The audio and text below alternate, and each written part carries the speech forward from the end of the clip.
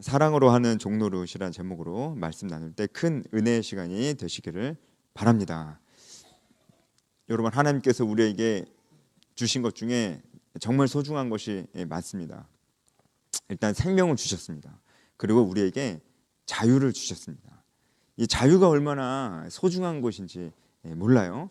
우리가 죄로부터 자유하게 되었다는 이 사실이 얼마나 소중한지 모릅니다. 그리고 오늘 또 하나님께서 우리에게 주신 선물 중에 이 자유 말고 또 한 가지를 생각해 볼 건데 바로 만남입니다. 만남. 아까 특송하는 거 보셨죠? 행복해 보이죠? 결혼하시기 바랍니다. 결혼이고, 그리고 좀 있으면 이제 또 출산도 예정이 돼 있는데, 결혼과 출산이 축복입니까 아닙니까? 이거 오늘 설교 주제는 아닌데 축복이잖아요. 세상의 인생에서 결혼과 출산만큼 큰 축복이 어디 있습니까? 하나님께서 이 허무한 인생에게 선물처럼 주신 것이 결혼과 출산 아니겠습니까? 그런데 희한하게 지금 이 세상은 결혼과 출산을 축복이 아니라 저주로 만들어 버리고 있어요. 비혼주의 막 이러면서 저주가 되고 있어요. 저주가. 그런 분위기가 되고 있다는 거 여러분 어떻게 생각하십니까? 이게 어떻게 저주가 될 수가 있는 거죠? 여러분 한번 생각해 보십시오. 정말로 행복합니다. 그렇죠? 네, 결혼하면 정말 행복합니다. 출산하면은 더 행복합니다. 세상에. 제가 그래서 너무 행복합니다.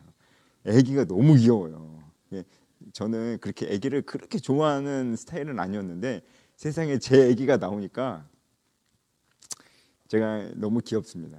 제가 이렇게 얘기하면은 제가 결혼도 늦게 하고 애는 더 늦게 낳았거든요. 그래가지고 늦은 나이에 아브라함처럼 아기 낳아가지고 그래서 귀여운 거다 이렇게 말씀하시는 분 계시더라고요. 어쨌든 그게 뭐 중요합니까? 너무 귀엽고 물론 힘든 게 있어요. 사랑에는 수고가 따르잖아요. 수고 없는 사랑은 깊은 사랑이 아니에요. 사랑에는 수고와 헌신이 따릅니다. 근데 그게 기쁨의 헌신인 것 같아요. 힘들지만 너무 기쁘고 이것이 축복이다. 제가 드리고 싶은 말씀은 이게 하나님께서 주신 거라고요. 만남이잖아요. 만남. 결혼도 만남이고 출산해서 아이를 낳는 것도 만남이에요. 그 아이와의 만남이잖아요. 이 만남이 다 누가 주신 거라고요? 하나님께서 우리에게 주신 것. 이 만남에 대해서도 오늘 생각해 볼 건데요.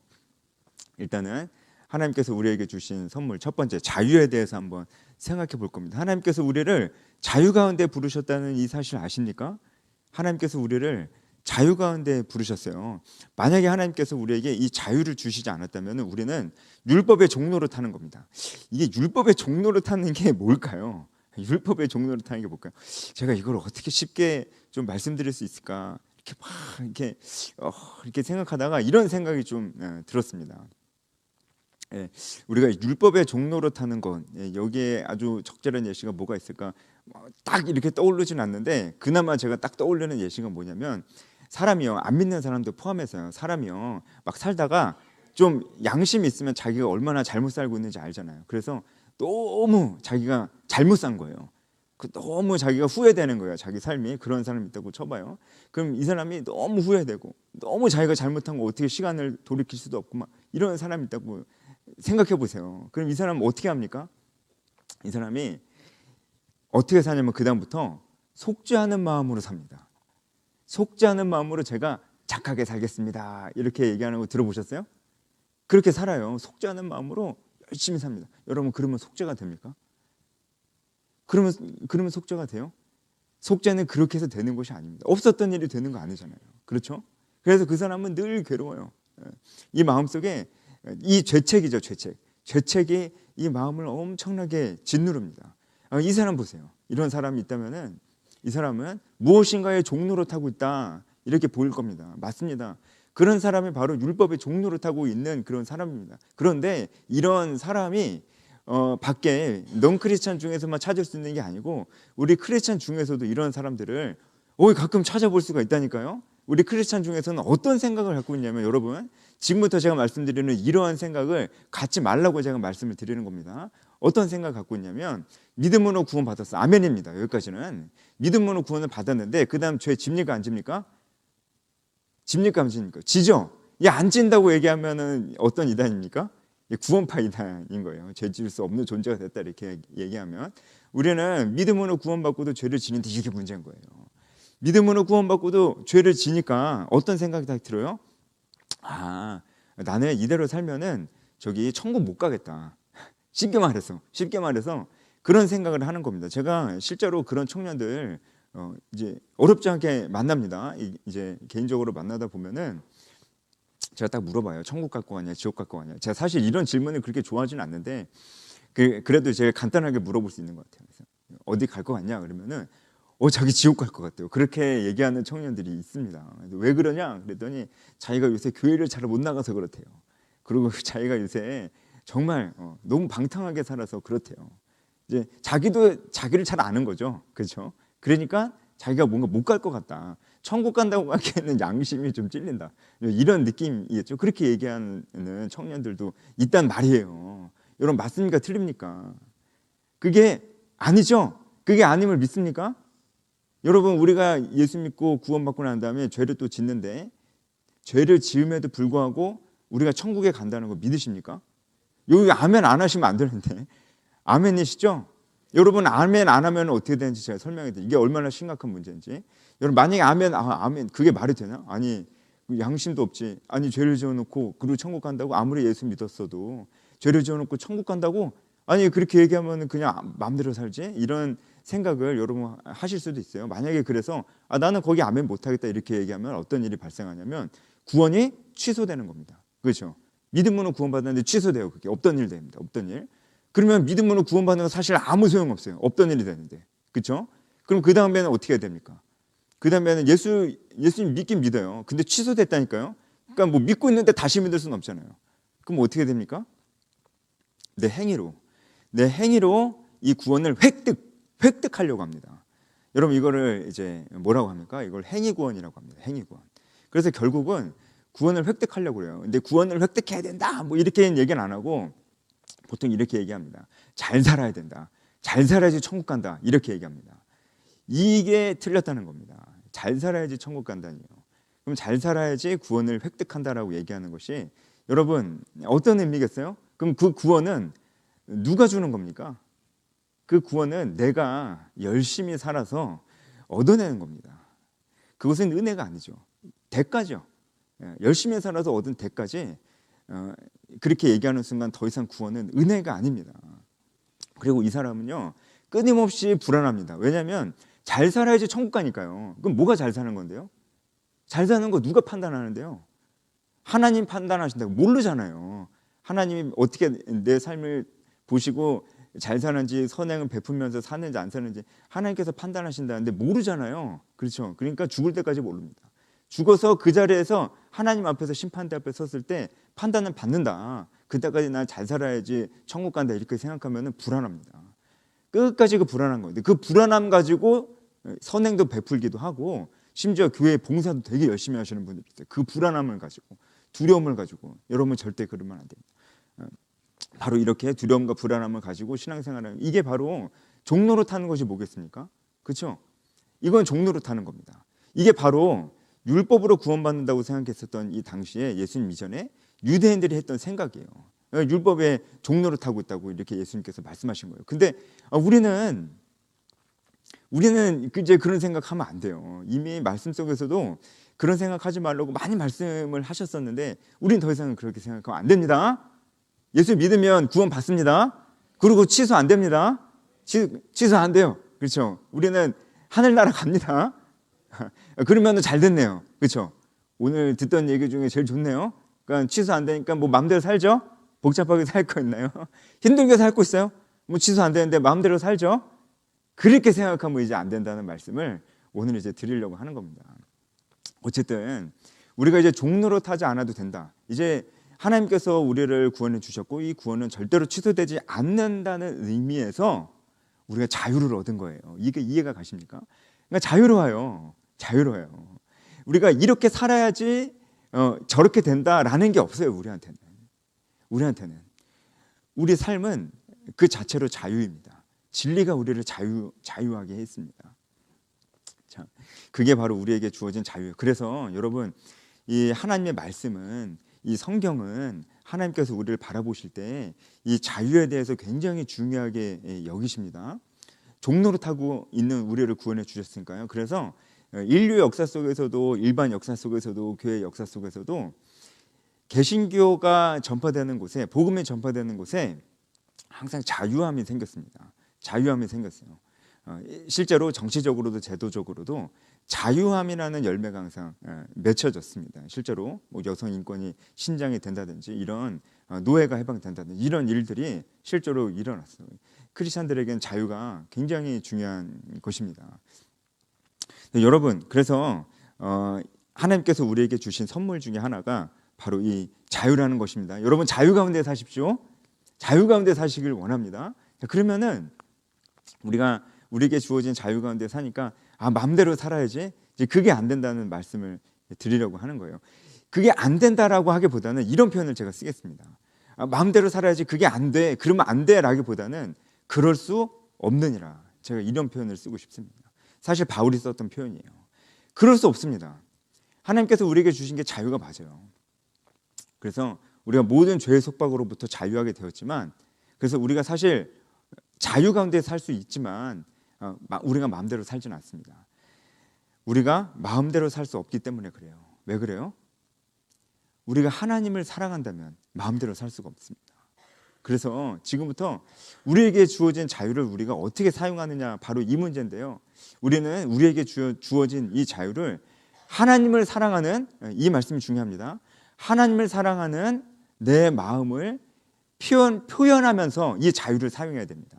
다시 한번 말씀드릴게요. 우리에게 주어진 이 자유를 우리가 어떻게 사용해야 되냐면, 하나님을 향한 우리의 마음을 삶으로 표현하면서 우리가 이 자유를 사용해야 됩니다. 그러니까 우리 삶이 곧 예배입니다. 제가 아까 기도했듯이 우리 삶이 곧 예배라는 건 뭐냐면요, 하나님을 사랑하는 마음을 우리 삶으로 계속 표현하는 거예요. 삶으로 표현해야 돼요. 그러면 우리가 가장 자주 하는 생각이 이런 생각이 되어야 됩니다. 하나님, 지금 이 순간에 제가 하나님을 사랑한다면 제가 이 순간에 어떤 결정을 해야 될까요? 라는 생각을 자주 하셔야 됩니다. 모든 우리가 삶에 특히 이제 중요한 문제들일수록 그 문제들 앞에서 하나님, 제가 정말 하나님 정말 사랑하는데요. 정말 하나님 사랑하는데요. 하나님, 제가 하나님을 사랑한다면, 세상보다 하나님을 사랑한다면 제가 이 순간에 어떻게 해야 될까요? 라는 생각을 하셔야 되고, 그런 기도를 우리가 해야 되는 것입니다. 왜냐하면 정말 하나님 사랑하니까요. 우리가 하나님을 사랑하는 이 마음을 우리 삶으로 표현하고 싶으니까요. 사랑하면 표현하고 싶잖아요. 하나님께 우리가 이 마음을 표현하고 싶은 거예요. 우리 삶으로. 그래서 우리가 이런 생각을 자주 해야 됩니다. 하나님, 제가 하나님을 사랑하면 어떻게 해야 될까요? 제가 하나님을 사랑하면은 어떤 삶을 살아야 될까요? 내가 세상보다 하나님을 사랑하는데 그렇다면 저는 어떻게 살아야 될까요? 라는 생각을 할 수밖에 없어요. 우리가 그냥 살 수는 없어요. 이게 바로 하나님께서 우리에게 주신 자유를 방종하게 사용하지 않고 정말 하나님께서 기쁘신 뜻대로 사용하는 방법이 바로 이겁니다. 하나님, 제가 하나님을 사랑하는데 어떻게 살아야 될까요? 라는 생각을 자주 하는 겁니다. 여러분, 그런데 가끔 보면은 오늘 말씀에 있듯이 하나님께서 우리에게 주신 자유를 육체의 기회로 삼는 것도 많이 보게 됩니다. 이제 뭐 우리 구원은 취소가 안 되니까요, 그냥 자기 마음대로 사는 거예요. 근데 그 사람이 자기 마음대로 살고 있다고 생각하지 않아요. 다만 그런 사람들은 보통 육체의 기회로 이 자유를 삼는 그 사람은 보통 어떻게 생활하냐면, 이거 잘 들으세요. 어떻게 생활하냐면, 내가 하나님을 사랑한다면, 세상보다 하나님을 사랑한다면 제가 어떻게 살아야 될까요? 라는 생각을 잘 안 합니다. 그냥 그 생각을 안 하는 것 뿐이에요. 그 생각을 안 하고 삽니다. 이 자유를 가지고 육체의 기회로 삼는 사람이 도덕적으로 나쁜 삶을 꼭 사는 건 아니에요. 그냥 평범한 사람입니다. 나쁜 사람이 아니에요. 나쁜 짓 하는 사람이 아니라니까요. 나쁜 짓 하는 사람이 아닌데 자유를 가지고 육체의 기회로 삼는 거예요. 어떻게 그런 일이 일어날까요? 제가 하나님을 사랑한다면 제가 어떻게 살아야 될까요? 라는 이런 생각을 잘 안 합니다. 이런 생각을 잘 안 하면 어떻게 살까요? 하나님보다 세상이 주는 가치관에 따라서 살게 돼 있어요.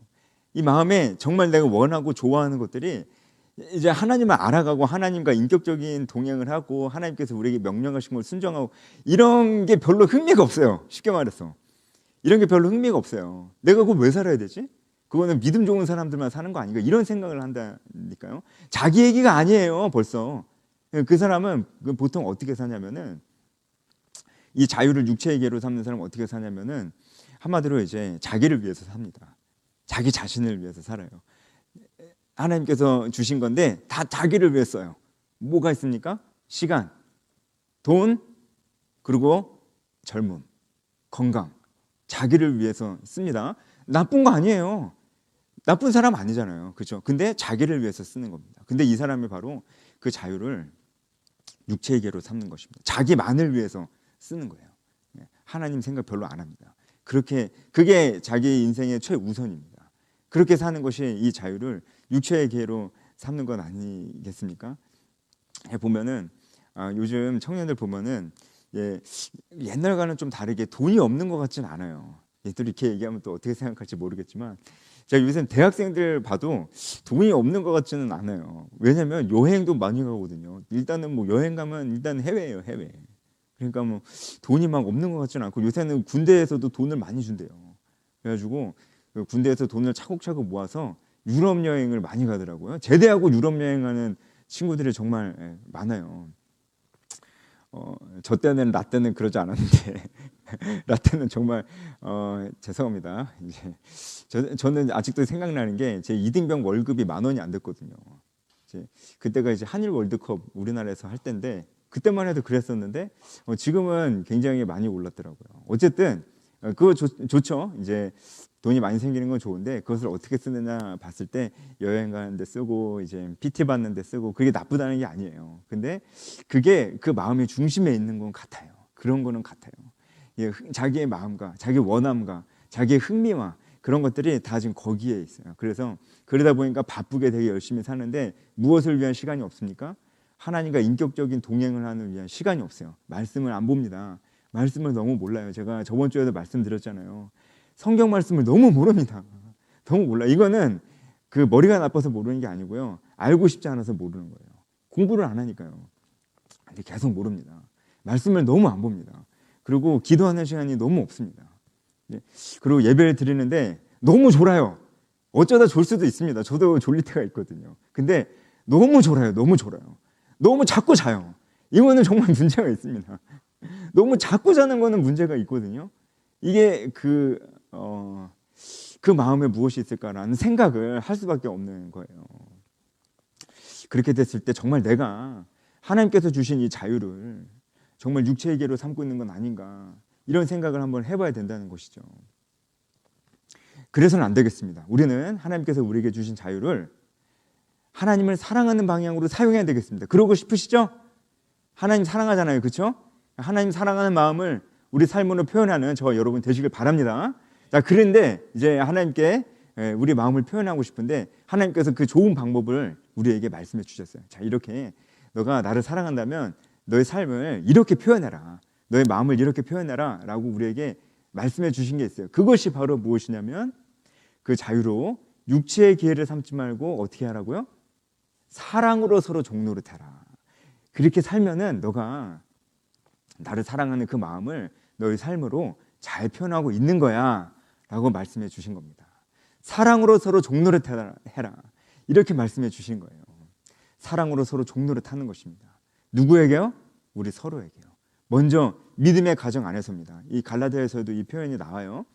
믿음의 공동체 안에서 먼저 서로 사랑하는 것이 제일 중요합니다. 여러분, 그래서 우리가 서로 사랑으로 종노릇하는 것이 정말 하나님을 향한 우리 마음을 표현할 수 있는 최선의 방법이라는 것을 꼭 아셔야 됩니다. 우는 자와 함께 울어야 됩니다. 여러분 주변에 특히 우리 해림교회 공동체 안에서 여러분 청년 여러분들, 여러분 옆 사람이 혹시 어려운 일이 있는 거 아니에요? 안 그렇게 보인다고요? 그거 어떻게 알아요? 어려운 사람들이요 안 그런 척해요. 근데 진짜 어려운 일 있는 사람이요 더 안 그런 척해요. 그거 어떻게 합니까? 같이 누가 물어봐 주는 사람이 없는데, 같이 얘기 나누는 사람이 없는데 누구 붙잡고 얘기합니까? 난 어려운 일이 있는데. 그렇잖아요. 그래서 먼저 다가가서 같이 얘기를 나눠야 됩니다. 그 사람 얘기를 듣고 경청하고 공감해 줘야 됩니다. 이런 일들이 사랑으로 종노릇하는 거 아니에요? 우리는 종이 아닙니다. 우리를 자유로 부르셨기 때문에 우리는 더 이상 종이 아닙니다. 그런데 우리가, 이게 중요합니다, 여러분. 우리가 자발적으로 종이 되는 거예요. 이건 자발적이라는 게 중요합니다. 억지로는 안 됩니다. 자발적이에요. 왜 자발적이 될까요? 하나님이 나를 너무 사랑하시니까, 내가 그걸 아니까. 그래서 자발적으로 종로를 내 시간을 내는 겁니다. 누굴 위해서요? 내 옆에 있는 사람을 위해서 시간을 내는 것입니다. 내가 일부러 시간을 내는 거예요. 그리고 그 사람의 얘기를 내가 마음을 다해서 듣는 겁니다. 이걸 경청이라고 하잖아요. 내 옆에 있는 그 사람의 이야기를 내 마음을 다해서 듣는 겁니다.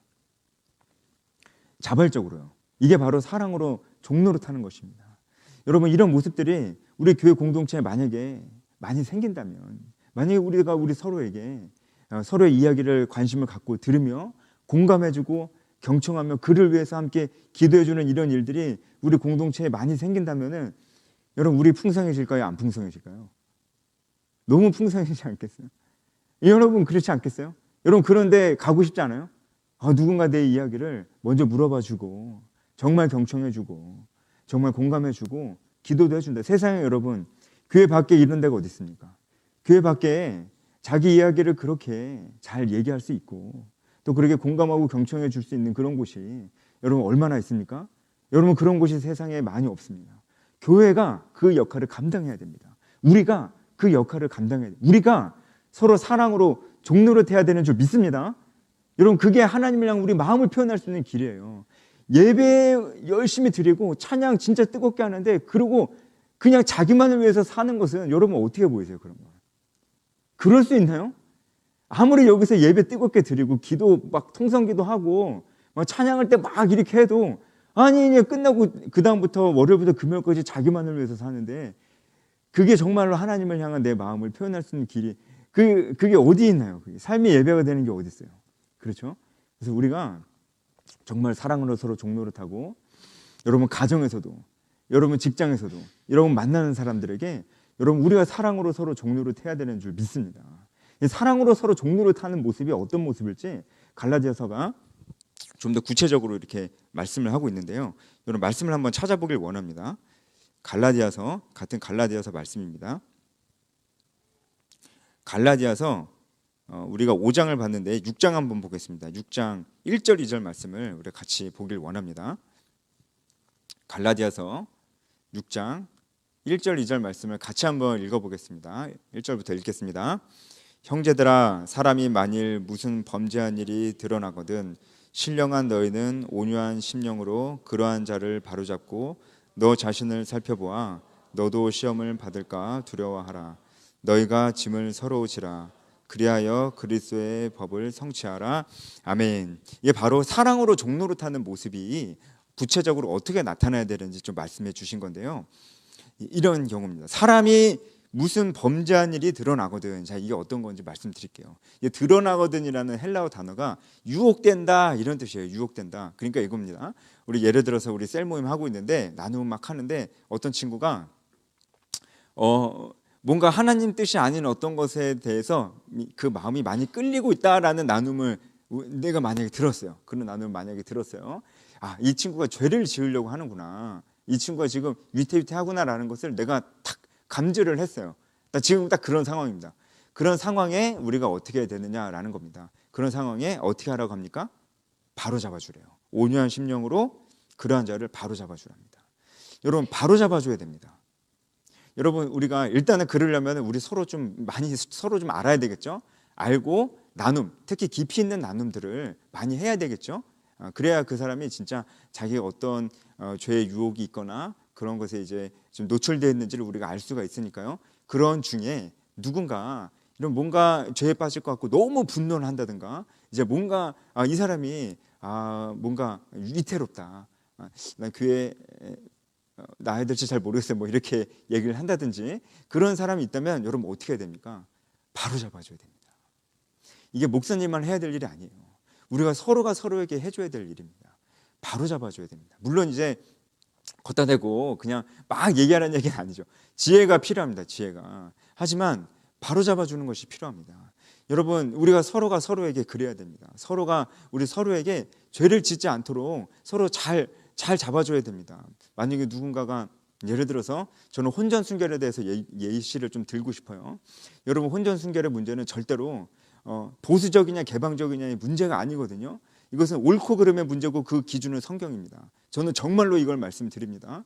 예, 그걸 예시로 딱 들었을 때 어떤 친구가 그 혼전 순결을 이렇게 하다가 안 지킬 것 같은 느낌이 딱 드는 거야. 우리 같이 얘기하다가 그런 느낌이 들 수 있잖아요. 그럴 때 어떻게 됩니까? 이 친구를 어떻게 하면은 바로 잡아줄 수 있을까 고민을 하기 시작해야 된다는 거예요. 그리고 지혜로운 방법으로 이 친구를 잘 이렇게 인도해 줘야 된다는 것입니다. 그래야 됩니다. 그리고 어떨 때는 나도 죄의 유혹에 빠질 때도 있는데 그럴 때는 나도 누군가의 도움이 필요한 거예요. 그렇게 우리가 서로를 붙들어 줘야 되는데요. 누군가를 바로 잡아주는 일이 지금 교회에서 사라지고 있습니다. 그러니까 서로가 서로를 안 건드려요. 교회에서 친한 사람들끼리 만나도 서로 건들지는 않아요. 만약에 서로 친한 사람들끼리 만났는데 밥도 먹고 이제 차도 마시고 막 얘기하는데 누가 한 명이 경건생활 안 하고 있어. 그러면 야 해야지라고 누가 얘기합니까? 누가 그런 얘기 해요?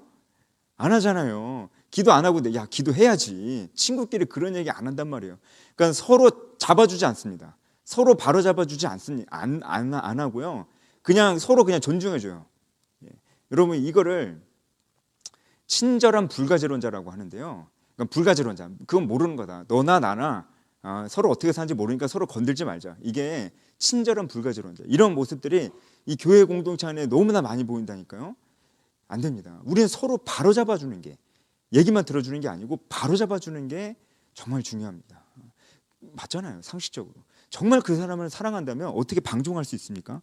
그 사람을 정말 사랑한다면 어떻게 그냥 내버려 둘 수 있어요? 그것은 사실 사랑하는 것이 아니죠. 우리가 서로 정말 사랑으로 종로릇 한다면 내버려 둘 수 없는 것입니다. 우리가 그런 의미에서 결국은 그런 의미에서 우리가 전도도 하는 거예요. 우리가 직장에서 매일 만나는 그 사람들, 우리가 그 사람들이 생명이 없다는 것을 아는데 죄를 짓고 있다는 걸 아는데 어떻게 그냥 둡니까? 그게 사랑이 아니잖아요. 물론 우리가 아주 지혜로운 방법으로 그들에게 복음을 전하고 바로잡아줘야 되겠지만 결국은 바로잡아주는 역할을 우리가 해야 된다는 바로 그 말입니다. 그런데 이 누군가를 바로잡아주는 사람들, 이 사람들이 주의해야 될 게 하나가 있어요. 뭐냐면 온유한 심령이어야 됩니다. 왜냐하면 바로잡아주는 사람들이, 바로잡아주려고 하는 사람들이 교만해질 수 있어요. 그래서 먼저 온유한 심령으로 나는 괜찮은가? 난 잘 살고 있는가? 생각해보라는 얘기가 갈라디아서 6장 1절 마지막에 나오는 거예요. 너 자신을 살펴보아 너도 시험을 받을까 두려워하라. 이 말씀을 그래서 하고 있는 겁니다. 그래서 바로잡아줄 일이 많은 사람들이 정말 교만에 빠질 확률이 높습니다. 그게 누굽니까? 접니다. 접니다. 제가 누군가를 바로잡아줄 일이 많잖아요. 영적 지도자들입니다. 네. 영적 지도자의 위치에 있으신 분들, 어디 리더급에 있으신 분들 다 마찬가지예요. 자꾸 오라고 하고 그렇게 하면 안 된다고 하고 참석해야 된다고 하고 이렇게 말씀 봐야 된다고 예배에 참석해야 된다 이렇게 계속 권면하시는 그런 분들, 저를 포함해서 그런 분들이 교만에 빠질 확률이 되게 높아요. 그래서 성경이 그것을 굉장히 주의하고 너 자신도 시험을 받을까 두려워해라 이렇게 말씀을 하시는 것입니다. 그렇게 끊임없이 스스로를 돌아보면서 스스로만 돌아보면 안 됩니다. 다른 사람을 붙잡아 주는 일들이 우리 교회 공동체 안에 있어야 됩니다. 이게 바로 서로 사랑으로 종노릇하는 것입니다. 만약에 우리가 그렇게 된다면 우리는 서로 친하게 지내는 것뿐만이 아니고 우리가 성숙해 갈 수 있어요. 성숙해 갈 수 있어요. 공감하고 경청해 주는 것만으로는 성숙해질 수 없습니다. 바로 잡아주는 일이 있어야 성숙해질 수 있습니다. 저는 우리가 성숙한 사람이 되길 원합니다. 우리가 보기에도 서로가 보기에도 안 믿는 사람들이 보기에도요. 우리가 성숙한 사람, 매력적인 크리스찬이 되기를 원합니다. 자, 여러분 오늘 말씀 마지막으로 제가 이 말씀을 한번 좀 들어보고 싶어요. 우리가 이렇게 서로 사랑으로 종노릇하는 모습을 갈라디아서 6장 2절에는 이렇게 말씀하고 있어요. 너희가 짐을 서로 지라 이렇게 말씀하고 있습니다. 맞습니다. 우리가 서로 짐을 서로 짓는 일이 우리 공동체 안에서 일어나야 될 일인데 만약에 우리가 이렇게 살지 않는다면 어떻게 될까요? 만약에 우리가 서로 종노릇하는 삶을 살지 않고 그냥 예배만 드리고 집에 가거나 아니면은 그냥 친한 사람들끼리만 그냥 얘기해요. 교제해요. 만약에 우리가 그런 모습을 보인다면은 우리는 어떻게 될까요? 제가 이거 하나를 빼먹었네요. 죄송합니다. 제가 빼먹은 게 뭐냐면 여러분 사랑으로 서로 종로를 타라고 그랬잖아요. 요거 하나만 또 말씀드릴게요. 사랑으로 서로 종로를 타라고 그럴 때 그 모습이 어떤 것이냐 제가 요 하나만 더 말씀드릴게요. 여기서 사랑으로 서로 종로를 타라 할 때 이 사랑은 아가페가 쓰였습니다. 아가파오가 쓰였습니다. 여러분 이 아가페 사랑이 뭔지 아시죠?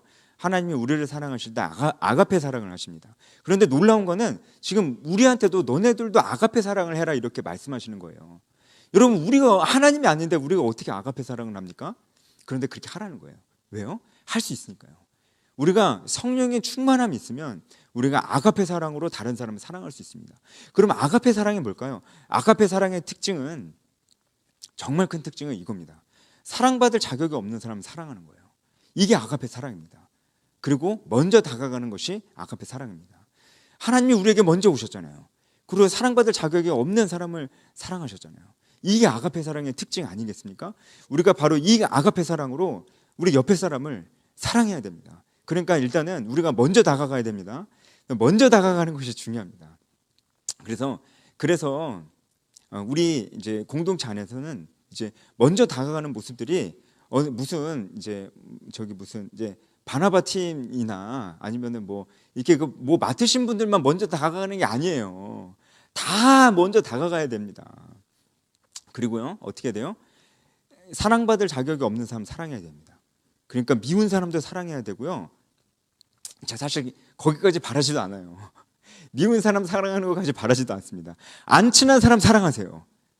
안 친한 사람한테 먼저 다가가서 그 사람을 사랑하는 게 아가페 사랑이에요. 그런데 안 그러면 어떻게 될까요? 우리가 이 아가페 사랑으로 서로 사랑으로 종노릇하는 모습이 없으면 어떻게 될까요? 친한 사람들끼리만 다니는 거예요. 친한 사람들끼리만 얘기하는 거예요. 예배 끝나고 저 뒤에서 막 얘기하고 그러잖아요. 여기 뒤에서 막 얘기하고 모자라가지고 1층 가서 또 막 얘기하잖아요. 예? 그런 모습 너무 좋습니다. 사실 저는 좋거든요. 근데 막 얘기하시잖아요. 그런데 친한 사람들끼리만 해요. 오랜만에 온 사람, 처음 온 사람 얘기 잘 안 합니다. 서로 많이 얘기하셔야 됩니다. 먼저 다가가고 안 친한 사람이랑 그 사람을 사랑하려고 노력하는 것이 사랑의 종노릇이에요.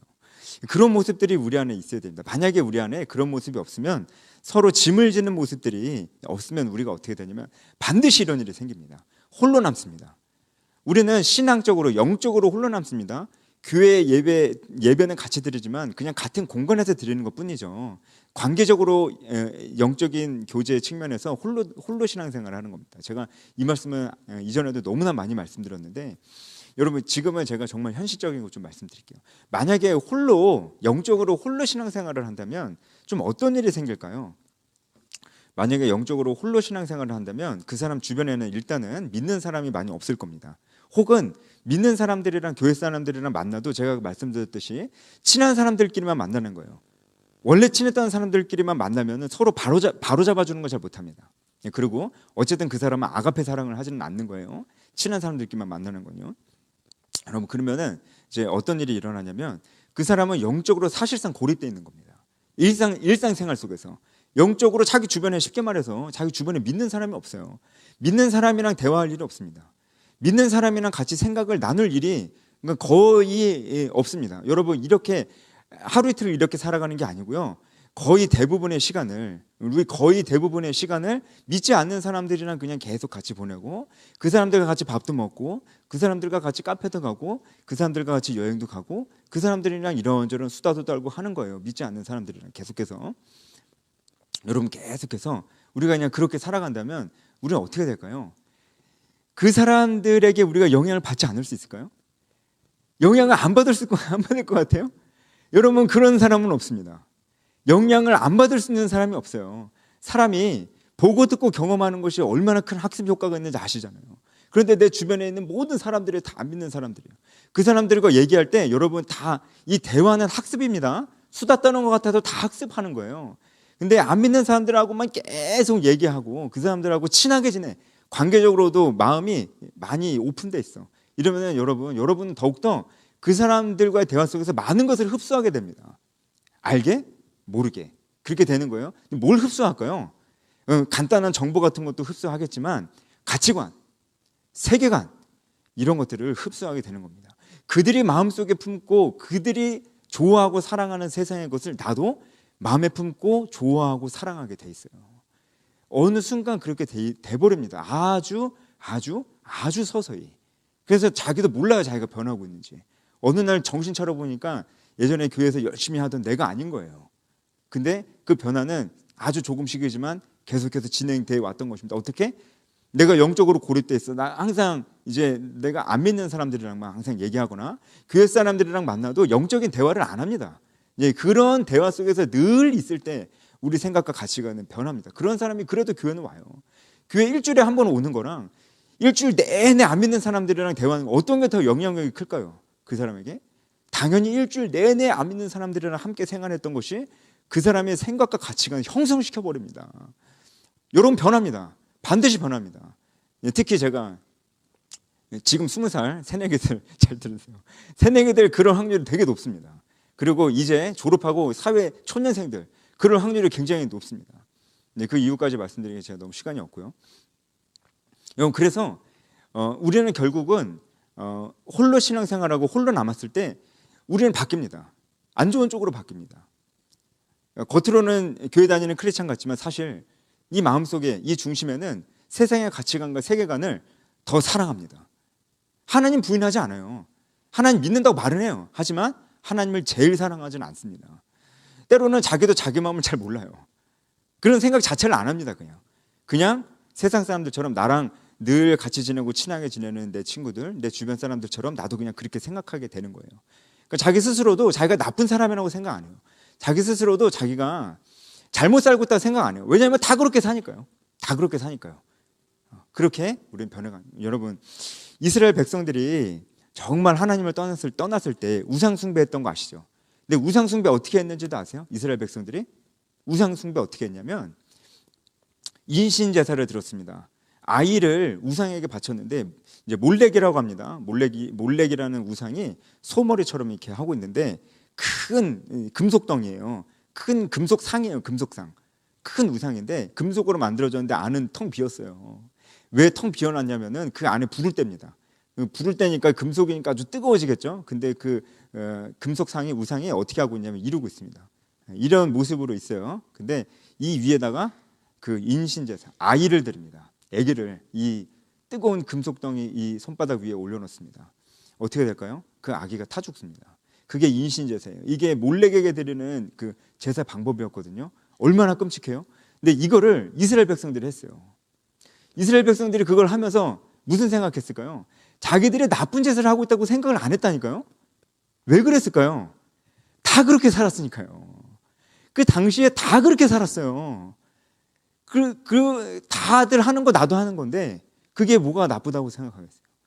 그렇게 이스라엘 백성들은 하나님과 멀어지게 된 것입니다. 여러분, 홀로 남아서는 안 됩니다.